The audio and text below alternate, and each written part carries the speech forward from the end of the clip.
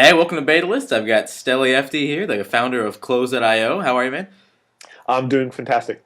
Very nice. So, tell me a little about yourself. What's your sort of background? Where did you come from? How did you get to, where you are now? And, sort of, what's your story? So, Wow, yeah. So let me give you the shorter version of my background and story. So originally born and raised in Germany, but I'm originally Greek. So I okay. grew up in an immigrant family, factory workers.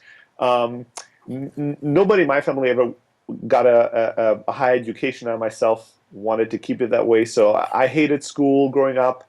Was kind of an immigrant kid with no direction. I've spent too much time on watching television and doing stupid things with other immigrant kids, and was lucky that there was a defining moment in my life that kind of changed the way I looked at learning and separated learning from school. Okay.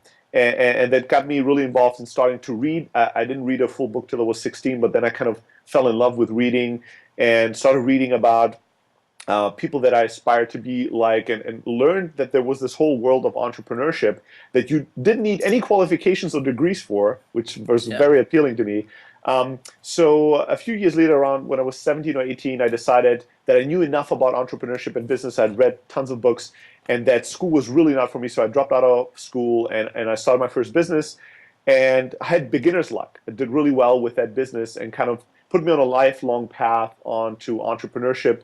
I started a few businesses, local businesses back in Europe, and sold a few of them and did really well for myself. All non-technology Yeah. businesses, all kind of in the small million range in terms of revenue. And then about 7 years ago, I had this great grand idea. There was a technology startup, and since my background was not in technology, I knew nobody in technology, and I knew about this legend of Silicon Valley. I decided to, go on a wild adventure, Yeah. sold everything I had, bought a one-way ticket to San Francisco, and came here to surround myself with smarter people than I am, and ultimately build something great. And that business 7 years ago when I came here, ultimately and spectacularly failed, as you might expect, because I Fair was enough. just didn't know what I was doing.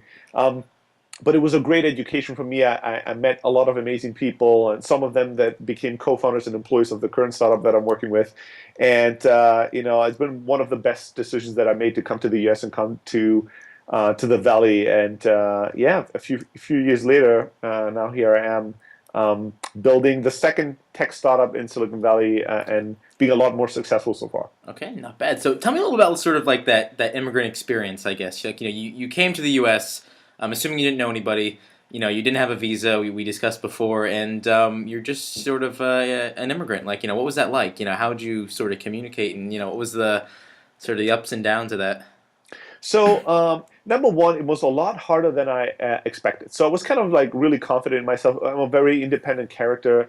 So I thought that it would be totally fine to be without my family and friends, and I would totally enjoy the adventure of living in the US and kind of trying to make it here.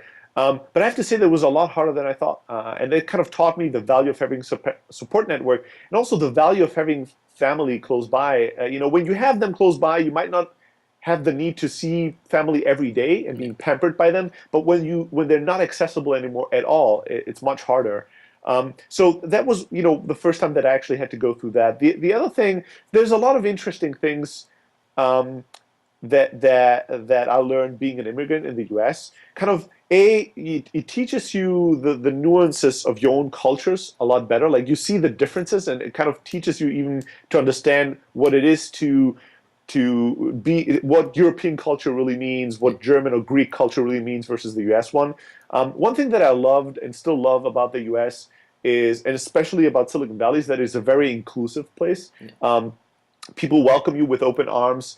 People are really trying to be helpful, trying to introduce you to people, be open with their networks, and kind of the philosophy of like, I love one entrepreneur once told me early on when I came here that you always want to be nice to your interns. You might have to work for them one day.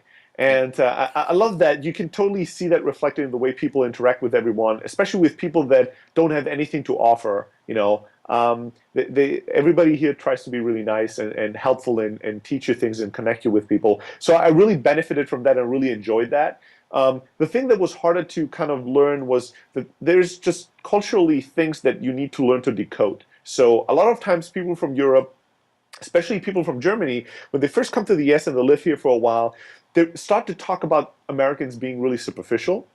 Fair enough. And that happens because a lot of times when you meet people here, it's much easier to meet people here, but it's much harder to actually make real friendships happen. Yeah. So when you meet somebody, people are really friendly, and you start, you can start random conversations at bars, in the bus, anywhere, and kind of connect with people really casually. Yeah. But that connection doesn't really need any follow up. It doesn't mean that now we're going to both try to make a larger investment and try to grow this relationship into a friendship. Yeah. And when you live in Germany, it's the exact opposite. In Germany, it's really hard to make casual connections. You don't talk to strangers on the bus or at a bar. You don't talk to anybody that you just see as freely and as easily as you do here. Yeah. But when you actually connect with somebody and it's a nice conversation, you have a kind of a good chemistry going on, there's kind of the unspoken rule that then you both parties try to actually And make a invest in that friendship. relationship Yeah. and make that person a friend. Wow. So a lot of times people come here and they meet all these people and they kind of get enthusiastic and excited about making all these friends, and then there's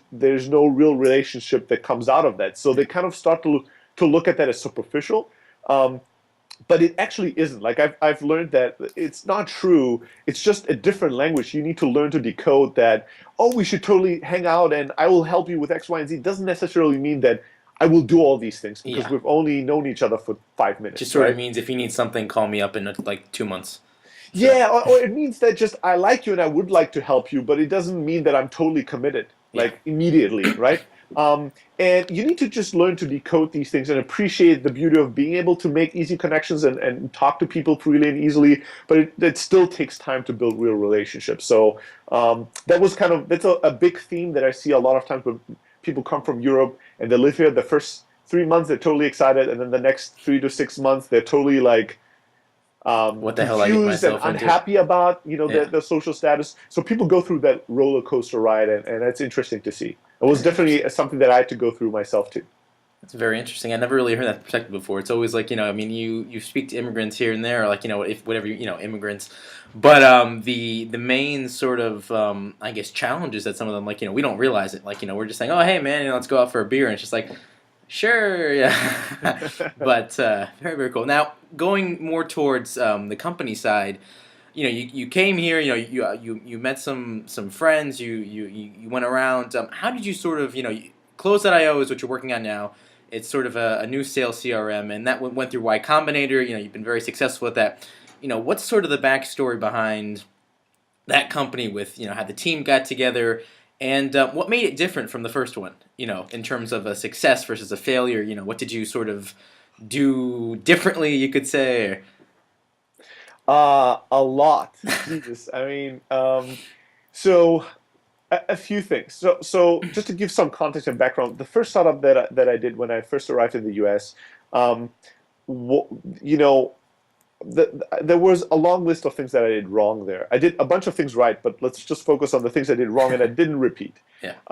One of like many, number one, obviously, I didn't know enough about what it takes to build a product, especially a technology product. I knew nothing about software. So the decision I made, the people I was able to attract to help me were all like really smart, really passionate, really cool people that I'm still friends with. But they were all also very inexperienced, just like myself. That's why I was able to convince them to join me. Yeah. So there was just a lack of real knowledge and expertise in that area, and that showed in the lack of progress we made and the decisions we made. The other mistake, mistake that I made was that, I had this kind of this illusion that as an entrepreneur to really make it here, I would have to work 15 hours a day, 7 days a week, never take a vacation, never take a break, Yeah. kind of live that horrible lifestyle that I idolized of like eating pizza and really unhealthy and drinking 5 Red Bulls a day and being like the hardworking, never stopping like entrepreneur. And back at that time, to me, work-life balance was bullshit. Burning out was like an excuse for people that are weak. Right? I had Yeah. a really black and white view on like either you work hard and you make it, or you don't and you don't. And people who are like, oh, you need to be smart and work few hours and make sure that you don't burn out. Those were all just like people that didn't have it in them to make it Yeah. happen. And that was a horrible, horrible philosophy, and that cost me dearly. What that did was a bunch of things. Number one, it actually made it more important for me and everybody that was working with me.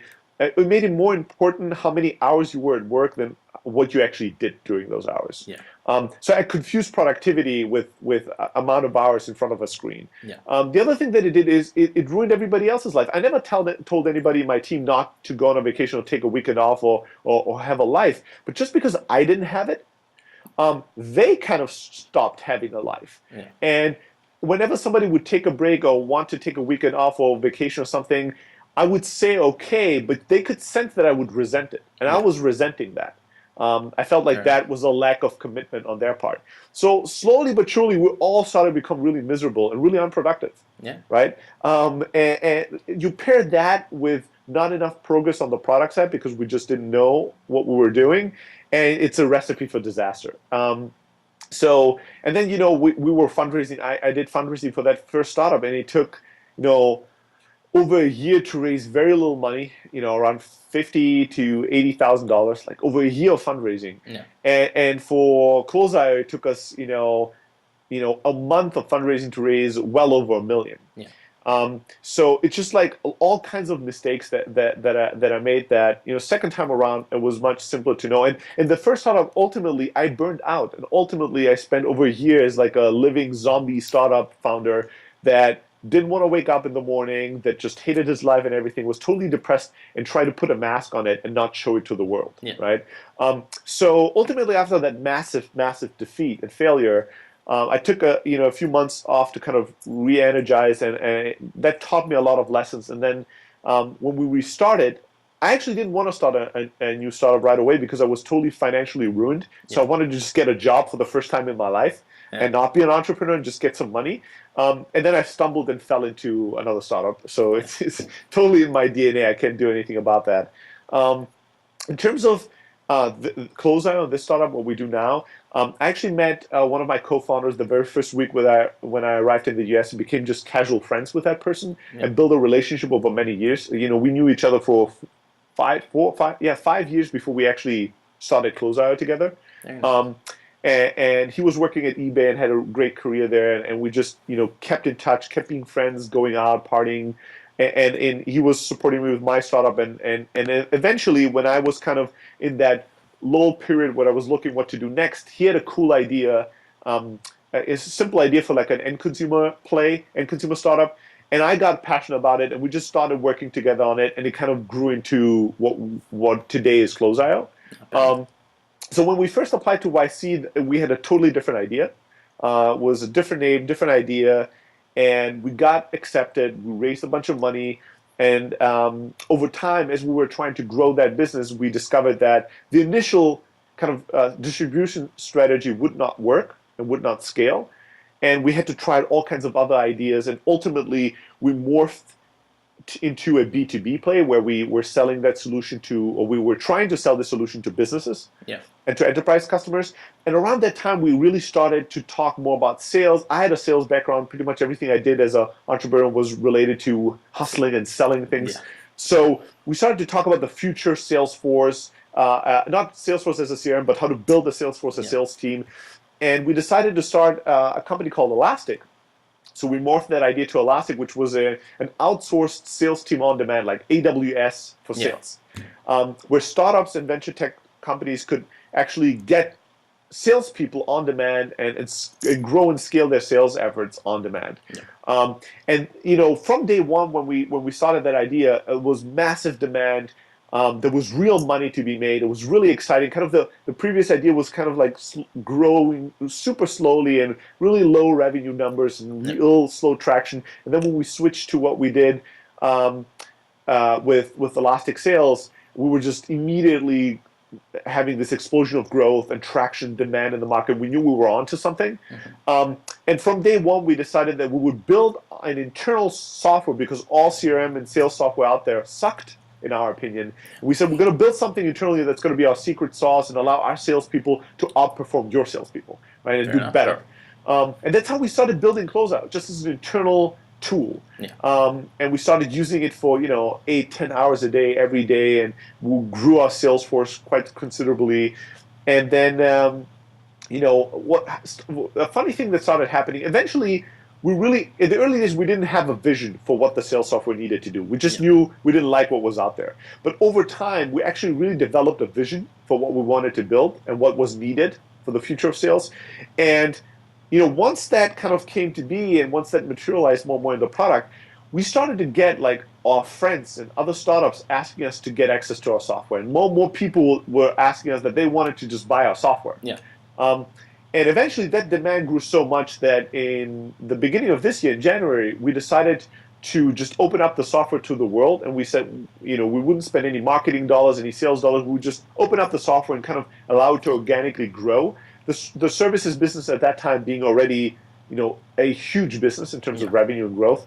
And we thought that the software business would take a long time to kind of ramp up and get to the same level. And we were totally wrong. Closer has been the biggest success we ever had. Within just 8 months, Not it's bad. grown tremendously, and now we know that before the end of this year, it's going to outgrow the services business and be kind of Wow. the main focus of the entire business. Not bad at all. So you've done a couple startups. You've been around the block. You've gotten your feet wet, and now they just threw you in the ocean. So more or less, what's the vision? I guess like what's next for you for Close.io, and what are your sort of what are your plans? Where do you see all this going in the next 6 months, a year? So So growth is really the personal growth, the personal goal, the thing that drives me personally is yeah, growth. Is putting myself into a position that's outside my comfort zone and that stimulates and challenges me to grow as a person. And it's similar in terms of the way that we run the company, the way that we grow this business. It's just to look for opportunities to go outside our comfort zone and find a way to grow the reach that we have and the value we create in the marketplace.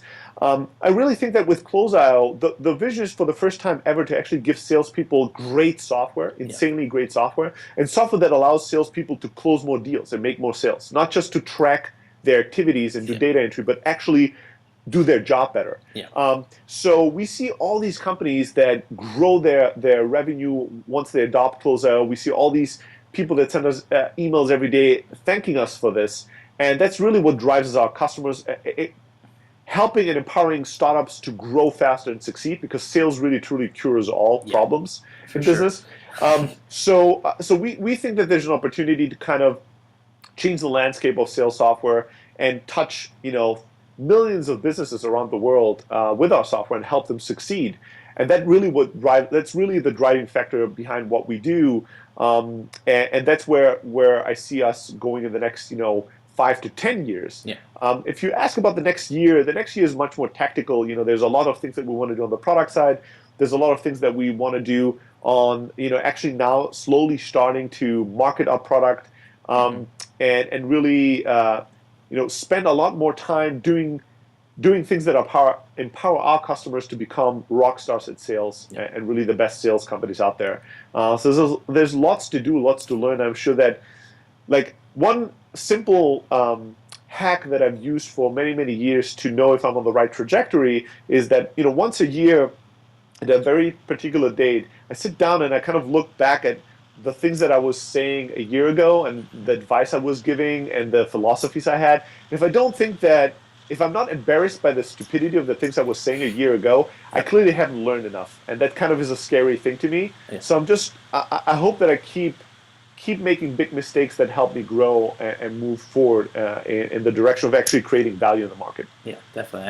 I always kind of I do the same thing actually. Every year I just sort of I look back and I'm just like, wow, what's changing? And most of the time, I gotta say, thankfully, things always move on to something vastly different and magical and who knows. But very cool, man. So any cool things you want to let us know in the next that you're coming out with, or secretive stuff, or I'll make some exclusive announcements. just, Well, whatever you feel comfortable. It's all yeah. right. So, So, we like to always under promise and over deliver. There's some pretty okay, amazing things I think that are like really going to shake things up in the next 6 months that we're going to be releasing. you're gonna kill I Salesforce. think, yeah, I don't think so. But I do think we're going to take away a lot of their And customers, and give we more for already their do. money. Yeah. So Yeah, I mean, we just want to provide more value, yeah, right? And exactly. then You know. then the market decides, and the market kind of shifts. They're a great company. They're gonna be Yeah. around, and we're not competing head to head with them. No. No. And we're telling people if you're a Fortune 500 company, you should use them, and there's no place for what we do. But if you are, an SMB, smaller, a startup or a mid-sized company, and you have real salespeople, and they do real sales. Yeah.